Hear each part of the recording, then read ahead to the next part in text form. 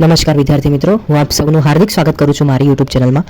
તો મિત્રો, થંબનેલ ઉપરથી તો તમને ખબર પડી ગઈ હશે કે આજે આપણે કયા ટોપિક ઉપર વાત કરવાના છીએ. બરાબર, આ ટોપિક જે છે બહુ ઇમ્પોર્ટન્ટ છે. જો તમે નવા સ્ટુડન્ટ્સ હો, બાય મીન્સ કે નવું બેચલર ઓફ એન્જિનિયરિંગ તમે જોઈન કર્યો હોય કે પછી ડિપ્લોમા જોઈન કર્યો હોય કે પછી વોટ એવર કોઈ બી કોર્સ તમે એન્ટર કર્યો હોય, બરાબર, તો તમને ખબર છે કે હવે પ્રેક્ટિકલ વાઇવા જે છે આ એ મેન્ડેટરી થઈ ગયું છે. બરાબર, અને ઇન્ટરવ્યૂ વખતે પણ જે છે આ એક પ્રકારનો તમે સમજી શકો કે interview is equal to viva, કાં તો પછી viva is equal to interview. બરાબર, તો આપણે સામેવાળા સરને કઈ રીતે ઇમ્પ્રેસ કરીશું. બરાબર, એટલે કે વાઇવા જે છે એ કોણ લેવા આવશે. બરાબર, હું તમને અમુક ટિપ્સ આપીશ. બરાબર, કે તમે વાઇવા હોય એ કઈ રીતે તમે ક્રેક કરી શકો. બરાબર, as per the my experience. બરાબર, તો મિત્રો પ્લીઝ આ વિડીયો અંત સુધીમાં જોજો. આઈ હોપ તમને આ ખૂબ બેનિફિટ થશે. બરાબર, તો સૌથી પહેલાં આપણે શું કરશું, તો સૌથી પહેલાં આપણે તમે તમારું ડ્રેસિંગ સેન્સ બરાબર જોઈ લેજો. બરાબર, જેમ કે બોયઝ અગર એટલે કે છોકરાઓ હશે તો તમે ફોર્મલ ડ્રેસ તમે પહેરજો. બરાબર, તમારા જે હેર જે છે એટલે કે વાળ જે છે થોડા સારા રાખજો. બરાબર, ક્લીન શેવ રાખજો, દાઢીવાળી કરીને જજો. બરાબર, અને ગર્લ્સ જો હોય તો એ ડિસન્ટ કપડાં પહેરજો. બરાબર, કેમ કે તમારી ફર્સ્ટ ઇમ્પ્રેશન જે છે તમારી લાસ્ટ ઇમ્પ્રેશન હોય છે. બરાબર, તો ટૂંકમાં તમારે કેવું છે કે ભાઈ પહેલાં જ ઇમ્પ્રેશનમાં જે છે તમારે સરને એટ્રેક્ટ કરી દેવાના છે, સરને ઇમ્પ્રેસ કરી દેવાના છે. બરાબર, તો ઇન્ટરવ્યૂ જે છે એ સેમ એક પ્રકારનું વાઇવા જ હોય છે, એવું બી તમે સમજી લેજો. બરાબર, કાં તો પછી વાઇવા જે છે એક પ્રકારનું ઇન્ટરવ્યૂ હશે તમારું. બરાબર, હવે બીજો ક્વેશ્ચન એ હશે કે ભાઈ વાઇવા લેવા કોણ આવે છે. બરાબર, તો જુઓ મિત્રો, વાઇવા લેવા માટે છે ને કોઈ એક્સટર્નલ ફેકલ્ટી આવે છે. બરાબર, એક્સટર્નલ ફેકલ્ટી મતલબ જે તમારો સપોઝ કરો કે હું મિકેનિકલ એન્જિનિયરિંગનો વિદ્યાર્થી છું. બરાબર, અને મારે સ્ટ્રેન્થ ઓફ મટીરિયલનો વાઇવા છે, તો મારી સામે જે એક્સટર્નલ વાઇવા તરીકે જે સર હશે તો એ ઓલરેડી એ પ્રોફેસર હશે એ સબ્જેક્ટના કે જેમને બહુ એવો એક્સપિરિયન્સ હશે. બરાબર, સારા એવો એક્સપિરિયન્સ હશે, અને બાજુમાં તમારા જ કોલેજના ફેકલ્ટી હશે કોઈક. બરાબર, કાં તો પછી ઘણી વખત કેવું થાય છે કે એક્સટર્નલ જે આવે છે, બરાબર, પ્રોફેસર એ એક કરતાં વધુ એટલે કે બે આવે છે. બરાબર, તો એ આપણા એ પ્રમાણે હોય છે. જનરલી એક જ સર આવતો હોય છે બહારથી, અને એક તમારો ગાઈડ હોય છે. બરાબર, કે તમને જે વિષય એ સબ્જેક્ટ શીખવતો હોય એ વાળો. બરાબર, આટલી વસ્તુ ખબર પડી ગઈ તમને. હવે તમને ડ્રેસિંગ સ્ટાઇલ બી ખબર પડી ગઈ. બરાબર, કેટલા સર હશે, કોણ આવ્યા લેવા હશે એ પણ ખબર પડી ગઈ. સૌથી પહેલાં તમારે શું પ્રોસિજર કરવાનું છે કે ભાઈ તમે જેમ એન્ટર થાવ છો, બરાબર, તો એના પહેલાં તમે તમારું આઈ કાર્ડ અને હોલ ટિકિટ તમારી સાથે રાખવાની છે. બરાબર, મતલબ કે અને કોલેજની ફાઇલ જે તમારી હશે, બરાબર, જે તમારા વાઇવા માટે તમે એન્ટ્રી લો છો, બરાબર, તો તમારી જોડે ફાઇલ હશે. બરાબર, તો એ ફાઇલ જે છે અપ ટુ ડેટ હોવી જોઈએ, એમાં ઇન્ડેક્સ હોવી જોઈએ, સર્ટિફિકેટ હોવી જોઈએ, અને મેઇનલી ફાઇલમાં જે છે સિગ્નેચર જે મેન્શન કરેલી હોય, જેમ કે ગાઈડની સિગ્નેચર જ્યાં જગ્યા ઉપર માંગેલી હોય ત્યાં ગાઈડની સિગ્નેચર કરી લેજો. જ્યાં આગળ એચઓડીની સહી માંગી હશે તો ત્યાં આગળ તમે તમારા એચઓડીની સહી પણ કમ્પ્લીટ હોવી જોઈએ. એવું ના થાય કે તમારો 10:30 વાગ્યાનો વાઇવા છે અને તમે 10:30 ગયા અને તમને ખબર પડી કે મારો વાઇવા તો પહેલા જ નંબરનો છે અને હજી મારે તો ફાઇલમાં નામ બામ કશું સાહેબની સહી બી કશું જ નથી, તો એવું નહીં ચાલે મિત્રો. બરાબર, તો એવા કેસમાં કેવું કરશે સર, જે નહીં આવ્યા એને છેલ્લે જવા દેશે. બરાબર, તો એ તમારી માટે નેગેટિવ પોઈન્ટ થશે. બરાબર, તો તમારે ફાઇલમાં જે છે સિગ્નેચર બધી જોઈ લેવાની. બરાબર, એમાં તો એક દિવસ પહેલાં જઈને બધામાં સિગ્નેચર કરાવી દેવાની. બરાબર, હવે તમને એક વસ્તુ કહી દઉં કે જેમ તમે એન્ટ્રી મારો છો, બરાબર, અંદર જવા માટે, તો સૌથી પહેલાં તમે પરમિશન લેવાની કે ભાઈ sir may I come in sir. બરાબર, એવું પરમિશન માંગવાની, ગ્રીટિંગ આપવાની. જેમ તમે આગળ જાઓ બેસો છો, બરાબર, તો એમ કહેવાનું કે ભાઈ ગુડ મોર્નિંગ સર, કે પછી આફ્ટરનૂન હોય તો ગુડ આફ્ટરનૂન સર, એવી રીતે તમારે ગ્રીટિંગ આપવાની. બરાબર, પછી તમારે જે ફાઇલની કોપી, બરાબર, તમે જે ફાઇલ બનાવી હશે એ કોપી કરેલી ના હોવી જોઈએ, એ વસ્તુ ધ્યાન રાખજો.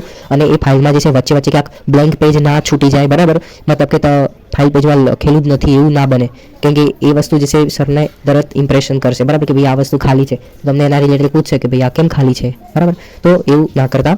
અને તમે હા એક વસ્તુ, જ્યારે તમે વાઇવા આપવા જાઓ છો ત્યારે તમારી જોડે એક બ્લેક પેન કાં તો પછી બ્લુ પેન રાખજો તમારી જોડે. એવું ના થાય કે કોઈ સર જે છે સામે અડાય તમને પૂછે છે કે ભાઈ ચલો મને આનું સૂત્ર દોરીને બતાવો, કાં તો પછી આ દોરીને બતાવો, કંઈ બી, તો તમે જ ઉલટું સરને માંગો સર પ્લીઝ મને પેન આપો. એવું ના થાય. બરાબર, પછી બીજું ક્વેશ્ચન કે તમારું જે સબ્જેક્ટનો વાઇવા છે, જેમ કે મેં હમણાં નામ આપ્યું, બરાબર, કે સોમને વાઇવા છે સોરી, તો સ્ટ્રેન્થ ઓફ મટીરિયલનો વાઇવા છે. બરાબર, તો સર તમને પૂછે છે કે આ સબ્જેક્ટનું ફૂલ ફોર્મ બતાવો, તો તમને એનું સબ્જેક્ટનું ફૂલ ફોર્મ જે છે આવડવું જોઈએ. બરાબર, બીજું તમારે કોડ, સબ્જેક્ટનો કોડ જે છે એ તમે યાદ રાખજો. બરાબર, કે જસ્ટ ચેક કરે અમુક વાર સર કે ભાઈ તમને અવેર છો કે નહીં. બરાબર, તો એ પ્રમાણે એ સબ્જેક્ટના કોડ બી ઘણી વખત સર પૂછી લેતા હોય છે. બરાબર, ઘણી વખત એવું બી પૂછે છે કે તમે પ્રેક્ટિકલ કેટલા કર્યા છે, પ્રેક્ટિકલ કેટલા છે, નામ તો ચલો છોડો, એ રેર કેસમાં પૂછશે, પણ એવું બી પૂછશે કે ભાઈ તમે કેટલા પ્રેક્ટિકલ કર્યા. તમારે ટૂંકમાં એ એવું તમારામાં જોશે કે તમારામાં નોલેજ એ સબ્જેક્ટ પર પૂરતા કેટલું નોલેજ છે. બરાબર, અને સપોઝ જેમ કે મેં કીધું કે આ સ્ટ્રેન્થ ઓફ મટીરિયલ, સપોઝ કરો કે કોઈ બીજો સબ્જેક્ટ છે. બરાબર, તો એવા બીજા સબ્જેક્ટમાં તમને એવું પૂછી શકે કે ભાઈ કોઈ ઇન્સ્ટ્રુમેન્ટ આવતું હોય, જેમ કે M&I કરીને સબ્જેક્ટ આવે છે. બરાબર, કાં તો પછી ટ્રિપલ એમ જે મેઝરમેન્ટ તરીકે સબ્જેક્ટ આવતો હોય તો તમને કોઈ ડિવાઇસનું કાં તો પછી કોઈ ઇન્સ્ટ્રુમેન્ટેશનનું વર્કિંગ પૂછી લે, બરાબર, જેમ કે વર્નિયર કેલિપર હોય, માઇક્રોમીટર છે, બરાબર, એવી રીતે કોઈ તમને નોર્મલ એની એલસીએમ પૂછી લે, એવું તેવું, બરાબર, એક એક્ઝામ્પલ આપું છું મિત્રો, બરાબર. તો એવું બી પૂછી શકે છે. અને આવા કેસમાં જે છે જનરલી છોકરાઓ જે છે ગપ્પા બી મારતા હોય છે. ગપ્પા મીન્સ કે એવું બી કહેતા હોય છે કે અરે યાર સર મને યાદ હતું પણ હમણાં ભૂલી ગયો, એવું બધું બી કરતા. તો એવું બધું ના કરતા, કેમ કે સામેવાળા ફેકલ્ટી જે છે તમારા કરતાં ખૂબ જ એક્સપિરિયન્સ પર્સન છે, બરાબર, અને કોઈક જગ્યા ઉપર અટવાય ત્યાં આગળ તમે ચૂપ જ રહી જજો, બરાબર, એનાથી વધારે કંઈ બોલવાનું નહીં. કેમ? કારણ કે જો તમે વધારે બોલશો તો એને જે તમને ડીપમાં એટલું લઈ જશે, બરાબર. તો એવું બી થાય છે ઘણી વખત. તો ગપ્પા ના મારતા, બરાબર, વધારે પડતું જેટલું ખબર હોય એટલું જ બોલવાનું, બરાબર, અને તમારા એક્સપ્રેશનને જે છે કંટ્રોલ રાખવાનું. ઘણી વખત બાજુવાળા મિત્રને નથી આવડતું તો તમે હસતા હો છો, બરાબર, તો તમારે એ બધા નહીં કરવાનું. બીજું એક કોઈ તમારી સપોઝ કરો કે 5 પેજ છે, બરાબર, હવે કોઈ 5 પેજમાં તમને ક્યાંક આગળ ઇક્વેશન આવ્યું હોય કાં તો પછી ક્યાં આગળ ફિગર આવી હોય તો મે બી પોસિબલ છે કે સર જે છે તમને એવું પૂછી લે કે તમે આ ફાઇલમાં આ જે છે એનું ફૂલ ફોર્મ બોલો. સપોઝ રો દોરેલો હોય, રો મીન્સ ડેન્સિટી થાય, બરાબર, તો તમને એવું પૂછી લે કે ભાઈ આનો અર્થ શું થાય છે. કદાચ બની શકે ડેન્સિટીની વ્યાખ્યા પૂછી શકે, ડેફિનેશન પૂછી શકે, બરાબર. અને મેઇન પોઈન્ટ, ઇન કેસ અગર તમને સરે ઇંગ્લિશમાં જવાબ આપ્યો હોય તો ટ્રાય કરો કે તમે એને રિવર્ટ બેક જે છે ઇંગ્લિશમાં જ આપો. અને જો ઇંગ્લિશમાં તમે નહીં જવાબ આપી શકો પ્રોપર તો તમે સેકન્ડ લેંગ્વેજ તરીકે હિન્દીનો ઉપયોગ કરો, બરાબર. અને જો તમે લકી હો તો સામેથી સર જે છે તમને ગુજરાતીમાં જ પૂછશે તો તમે ગુજરાતીમાં જ એને આન્સર કરજો, બરાબર. બીજું કે ભાઈ પ્રોફેસર જે છે તમને પૂછે ઘણી વખત, બરાબર, કંટાળી ગયા હોય કાં તો પછી તમને કંઈ જ ના આવડતું તો છેલ્લે એવું પૂછી શકે કે ભાઈ તમને આ સબ્જેક્ટના રિલેટેડ કંઈ પણ આવડતું હોય એ બોલો, પણ કંઈક બોલો, બરાબર. તો એટલે તમારે શું કરવાનું, સપોઝ મેં જેમ વાત કરી કે સ્ટ્રેન્થ ઓફ મટીરિયલ છે, બરાબર, તો ખબર છે તમને કે 5 ચેપ્ટર આવે છે તો તમે એટલીસ્ટ એ 5 ચેપ્ટરનું જે ડેફિનેશન છે ઉપરથી તમે જોઈ લો, બરાબર. ત્યાં આગળ અમુકની કેરેક્ટરિસ્ટિક્સ આવતી હોય, બરાબર, લાક્ષણિકતાઓ જેને આપણે કહીએ છીએ, તો એ બધું થોડું તમે વેલ પ્રિપેર કરીને જાઓ, બરાબર, કે એટલીસ્ટ તમે થોડું એનું ઓવરવ્યૂ તો આવડવું હોવું જોઈએ કે ભાઈ આમાં આટલી વસ્તુ આવે છે, આમાં આ બધી વસ્તુ આવે છે, બરાબર. એવું ના થાય કે તમને આટલી નાની વસ્તુ બી સરે પૂછી કે ભાઈ તમને આ સબ્જેક્ટમાં શું આવડે છે એ બોલો ને તમે એવા કન્ડિશનમાં બી તમે ચૂપ બેઠા છો, એવું તો થવું જ ના જોઈએ, બરાબર. એટલે તમે એક તો જે તમારો પ્રેક્ટિકલ જે તમારી લેબ વર્ક છે, બરાબર, તો એ તમે એક વખત જોઈ લેજો, બરાબર. ક્યાંક આગળ કોરું પેજ તો નથી રહી ગયું છે, ક્યાં આગળ બ્લેન્ક તો નથી, બરાબર. જો હશે તો એને ફિલઅપ કરી દેજો. બીજી વસ્તુ, અમુકના શોર્ટ ફોર્મ હશે તો એને તમે ફૂલ ફોર્મ યાદ કરી લેજો, બરાબર.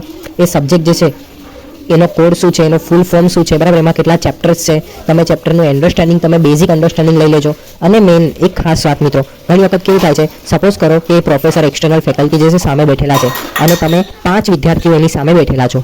હવે સૌથી પહેલા સવાલ જે છે સર એ પહેલા નંબરના વિદ્યાર્થીને પૂછે છે, બરાબર, કે ભાઈ મને તું ટેન્સાઇલ ફોર્સ એટલે શું એ કે. હવે માની લો કે પહેલો નંબરનો વિદ્યાર્થી જે છે એને નથી આવડ્યું, બરાબર, તો અને તમે એના બાજુમાં જ બેઠા છો તો તમે એનો જવાબ જે છે મનમાં ને મનમાં જે છે તમે આમ થિંક કરતા રહો કે મારે હવે આના પછી આવશે તો પછી મારે શું બોલવાનું, એવી રીતે. અને ઇન કેસ જો તમે 3rd નંબરના પર્સન છો, બરાબર, અને માની લો કે ભાઈ બીજા નંબર વાળાને બી નથી આવતું તો બી તમે 3rd નંબરના છો પર્સન, તો તમને ખબર છે કે સર જે છે ડાયરેક્ટ તમને પૂછી શકે છે, તો તમે બી જે છે તમારા માઇન્ડમાં આ સવાલનો જવાબ જે છે એ રટો કે ભાઈ મારે જરા આવે તો મારે આ બોલાવવું છે. અને ઇન કેસ જો એવું થાય કે તમને કોઈ સવાલ આવડતો હોય તો તમારે જે છે આમ હાથ ઊંચો કરીને બોલવાનું કે સર હું બોલી શકું આ સવાલનો જવાબ, એવું, બરાબર. તેથી શું થશે કે સરના પ્રત્યે તમને ખબર પડશે કે ભાઈ હા ભાઈ આ છોકરો જે છે એ આવડે છે આને.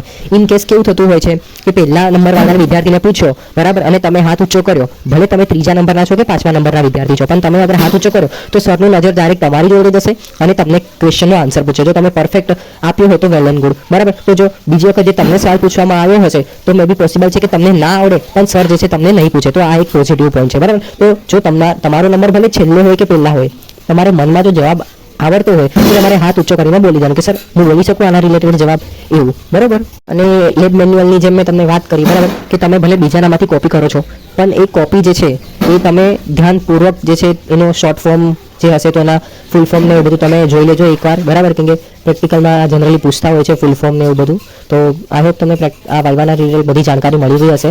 Thank you so much for watching my video. અને અગર કોઈ હજી ક્વેશ્ચન હોય તમારા મનમાં તો મને કોમેન્ટ કરજો. આઈ એમ અવેલેબલ એની ટાઈમ અને તમને રિપ્લાય જરૂર કરીશું. Thank you so much.